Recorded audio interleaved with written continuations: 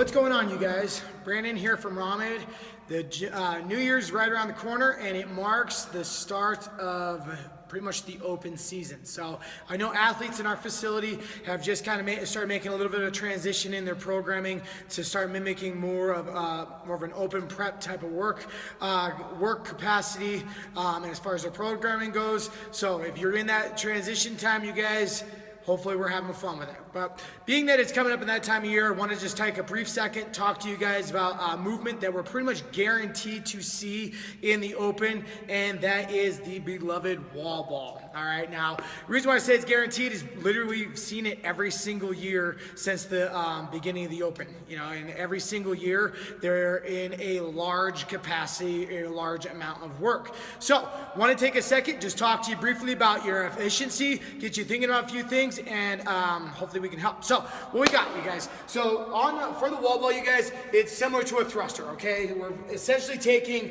the ability to perform a front squat and a push press, okay? So we're combining that into one movement, all right? Now, one thing we see on here, you guys, is that squat and toss is a very efficiency exposing work, okay? It exposes a lot of efficiencies or deficiencies in movement over durations of time, you know, especially when we're talking about the open. We're seeing workouts that are going to require essentially hundreds of wall balls to be performed if you're going to be able to perform these workouts effectively. And so what we see over time, you guys, is if we're unable to keep the efficiency and movement, we start to see athletes break down. And so for you guys out there that may be 7 feet tall and you know get people like me, my height, saying you should be able to crush wall balls all day long, and all of a sudden it's like the one thing I don't want to see is a wall ball come out, probably you guys is because we're talking about the line of action, okay? So when we're talking about squatting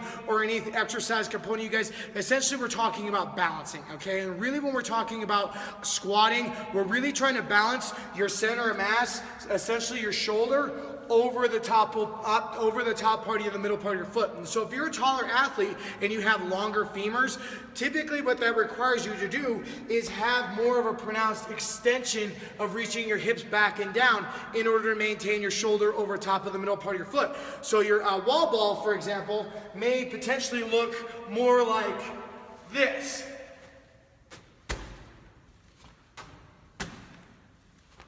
And so what we see there, you guys, is it's not necessarily a lack of ability to be able to keep the torso upright. It's just the essential aspect that your body has to do in order to keep itself balanced over the middle part of your foot.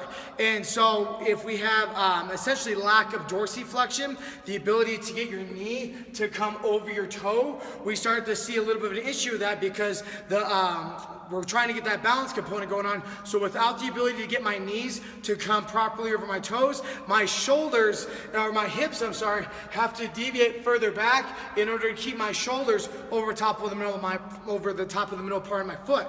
And so a couple things that might help you guys, okay? First off on this, you guys, is also one thing is not necessarily thinking about driving your chest up, but also think about pushing the floor apart, okay? So squatting starts from the ground up, okay? It's just like any other sport other than swimming. We get that one a lot. But other than every other sport, you guys, starts from the ground up. So I'm creating tension from the ground, and I'm looking to spread it, okay? So as you can see, as I spread the floor, my knees start to track out, okay? When my knees track out, it allows my hips to travel and allows my femur and my hip not to necessarily lock up. So if we're squatting and my knees are essentially coming straight forward, my hip and my femur come out of an impingement and I can't really sit down any further, so my shoulders have to take the load in order to get that balancing point, okay? So one thing that might help you guys is not just thinking about pushing your chest up, but think about spreading the floor, okay? That might help you keep your, first off, might help with range of motion, but more importantly, it might help you keep more of an upright torso, okay?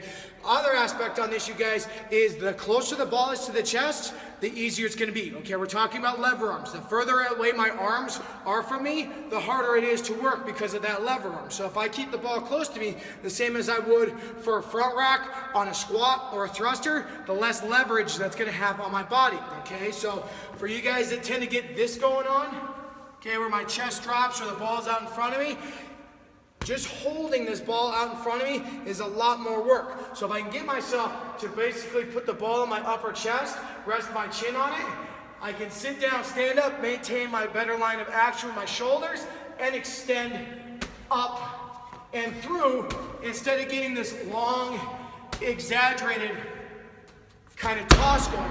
Okay, so if we're talking about efficiency and movement, if I deviate 1 inch, we're talking about 1 inch over the course of, say we're doing Karen, it's 150 wall balls. If I deviate 1 inch and I do 1 inch extra work every single rep, that's 150 inches of extra work. That's over 12 feet of extra work that I'm doing in my workout. So just little things can add up to a lot of extra work and a lot of just capacity that we're going to have to throw into the mix of things that we may not have to expend.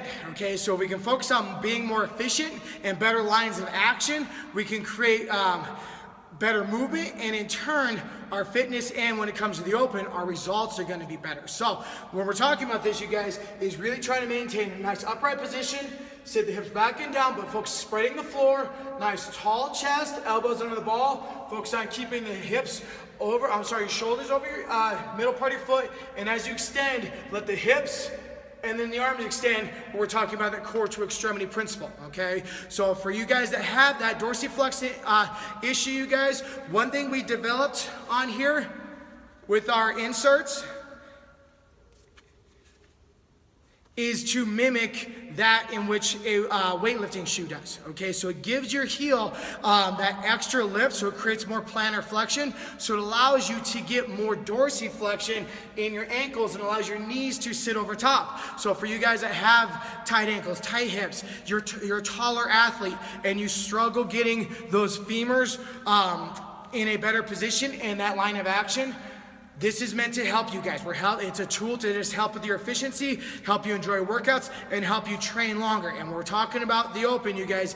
Every rep, every second, every pound counts. So we're here to help. Hopefully this got you guys thinking about clean up some of the issues with your wall balls. Have a good day, you guys. Thanks for tuning in.